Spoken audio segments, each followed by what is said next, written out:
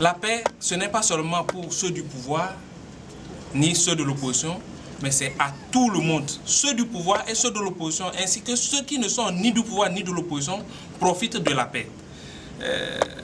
Un climat délétère au Togo ne profite à personne. Donc j'invite la population togolaise, je les en supplie, à oublier les intérêts partisans et à œuvrer pour le développement de notre pays en passant par la paix, qui est la clé. C'est ce que nous avons en commun. C'est l'élément fort, c'est ce qui nous réunit au Togo. Donc, je les en supplie, je les exhorte à respecter les règles de notre pays pour qu'il y ait la paix au Togo. Je le répète encore, la paix n'a pas de prix, la paix profite à nous tous. Je ne peux pas dire que quelqu'un, c'est-à-dire que l'opposition a sa paix et le pouvoir a sa paix, mais c'est lui créer un climat délétère au Togo. En tout cas, ça ne profite à personne et nous voulons tous la paix. Nous voulons tous la paix. Ça, c'est pour mes compatriotes qui sont sur le territoire national et ceux qui sont à l'extérieur du Togo. Ceux qui sont à l'étranger, qui essaient d'instrumentaliser la population togolaise, ceux qui sont sur le territoire, pour qu'il y ait de troubles à l'ordre public, je les exhorte à voir ce qui se passe dans leur pays d'accueil, que s'il y a de troubles dans leur pays, s'ils peuvent vivre là-bas.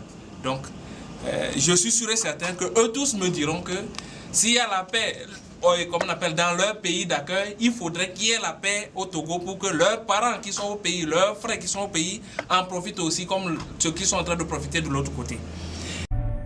L'objectif de cette réunion, de cette rencontre aujourd'hui, c'est de pouvoir apporter la vraie information à la communauté togolaise et à l'opinion internationale, surtout vous les journalistes ici au Maghreb, sur la réalité de l'actualité au Togo. Et donc nous avons vu que le bureau de Unir Maghreb, ils ont essayé de présenter l'actualité togolaise depuis août jusqu'à ce jour. Nous avons vu que cette actualité a évolué positivement, parce que nous connaissons aujourd'hui beaucoup d'évolutions de manière positive, et les deux partis, l'opposition tout comme le parti au pouvoir, s'accordent sur la base des facilitateurs pour pouvoir s'entendre sur, en tout cas, l'essentiel.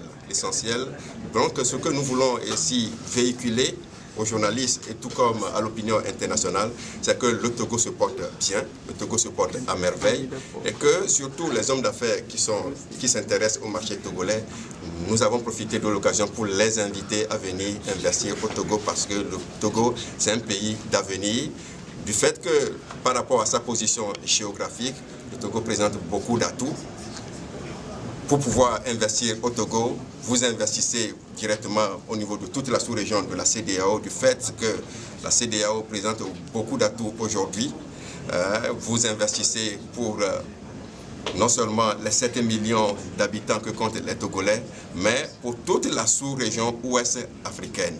Vous avez la possibilité, à partir de Lomé, de pouvoir atteindre le grand marché qui est le Nigeria, d'atteindre tous les autres marchés ouest africains. Le Togo a un port, le seul port en eau profonde. Donc, au plan économique, aujourd'hui, le Togo se porte à merveille.